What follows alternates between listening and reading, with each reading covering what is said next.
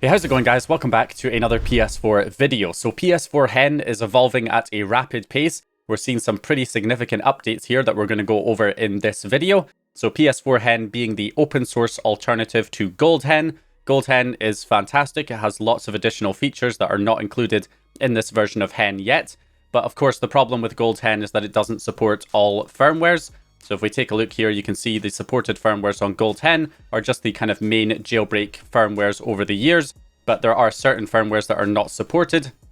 And of course, sometimes you can be on a PS4 that's not able to update to one of the supported firmwares if you have, for instance, a broken Blu-ray drive on your console. But the advantage of this version of HEN is that it supports firmwares all the way from 5.05 up to 12.02, which includes all firmwares in between. So in my previous video about the latest beta release of Gold HEN, which now supports 12.0 and 12.02, I was seeing a lot of people commenting about them being on 11.02, 11.50, 11.52, and, you know, when is it coming for them? Well, obviously it will eventually get support for those firmwares, but in the meantime, you can use this open source alternative, which already has support for 11.02, 11.50, and 11.52. So definitely give this a try, because there's a lot of new features that have been added here. Originally, it was just your basic HEN functionality, like the homebrew enabler, just to get homebrew and fake packages running. But now it has a whole plugin feature that's been added, including patches for ShellUI to allow more features, as well as PRX plugins for a kernel log server and an FTP server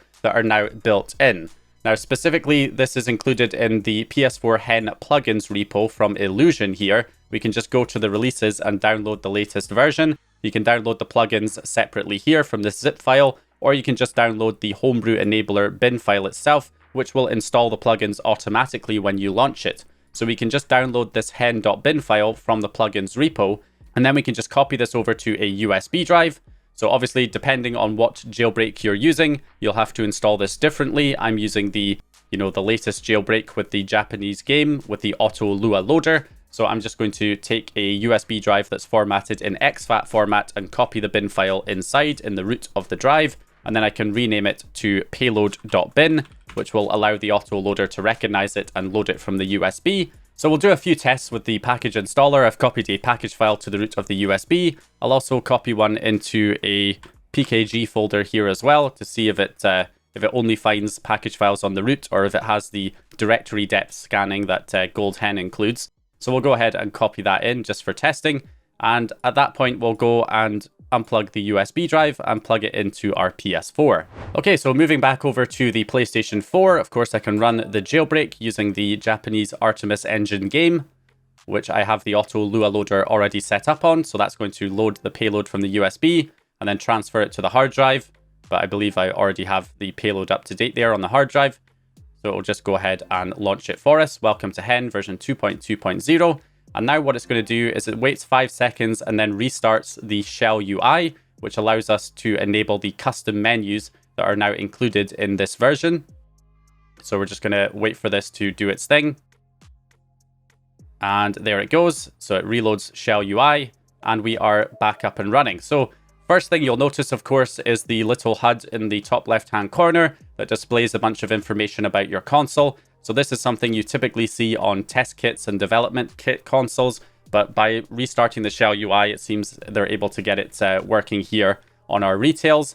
So as you can see, it's got the system software version at the top. It's also got the amount of storage being used on the hard drive, a few other pieces of information. Your IP address is displayed, which is very handy because you don't have to go into the settings to get your IP if it changes, if you have a dynamic IP address. It also shows your MAC address. And then also the model name is also displayed there as well. And then also PS4 HEN version 2.2.0b. So pretty handy there. If you find this distracting, it will go away whenever you open any applications. So like if we open up the internet browser, it disappears. Or even if we just go into the settings menu, then it disappears. So it's only displayed while you're on the home menu. And yeah, maybe in the future, we can maybe move it around because I would kind of rather have it maybe in the bottom, maybe bottom left or bottom right, but we'll see if that might be something that can be done in the future.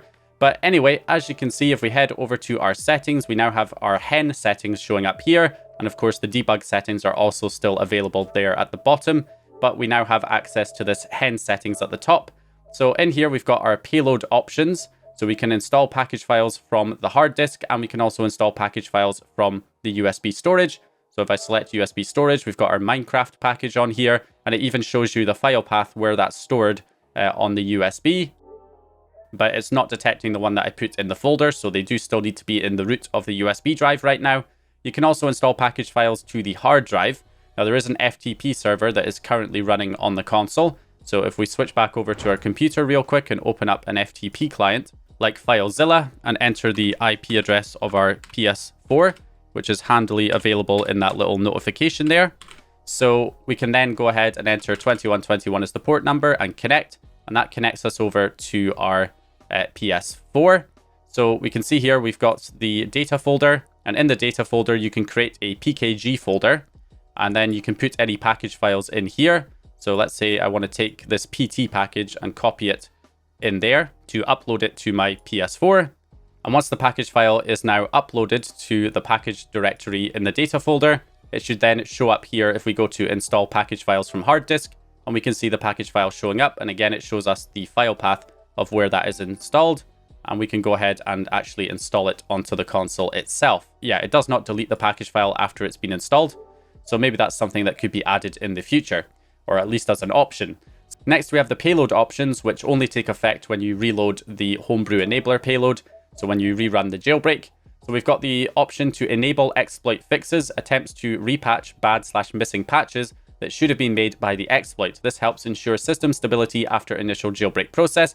So there are some older jailbreaks or some implementations that were not applying all of the necessary patches and causing instability errors. So if you are running into stability issues caused by the jailbreak, you can enable this option, which should help improve stability. We've also got memory mapping patches. Enables memory mapping patches for decrypting binary files. These patches allow the system to properly handle encrypted executables and libraries. We've also got block firmware updates, which unmounts the update partition, which prevents any system updates from being downloaded onto the console. We also have ASLR, address space layout randomization, for cheats. So that is also enabled. So all of those things are things that you should just leave enabled for the most part.